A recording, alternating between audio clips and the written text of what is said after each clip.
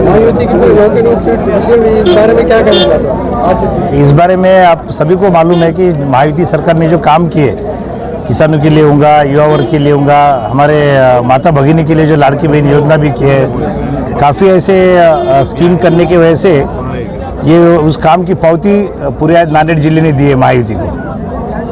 टक्कर किस तरह की थी सर?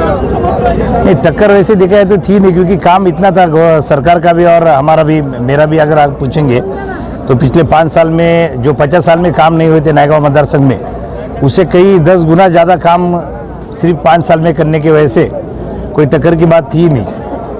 वोटर से क्या कहेंगे आप? मैं वोटर का सबसे पहले तो तहे दिल से बहुत बहुत शुक्रिया अदा करूंगा और उनको मैं आश्वासन दिलाना चाहता हूं कि पिछले बार नायगांव मतदार संघ में जो काम हुआ उससे कई गुना ज़्यादा विकास काम आने वाले समय में होंगे।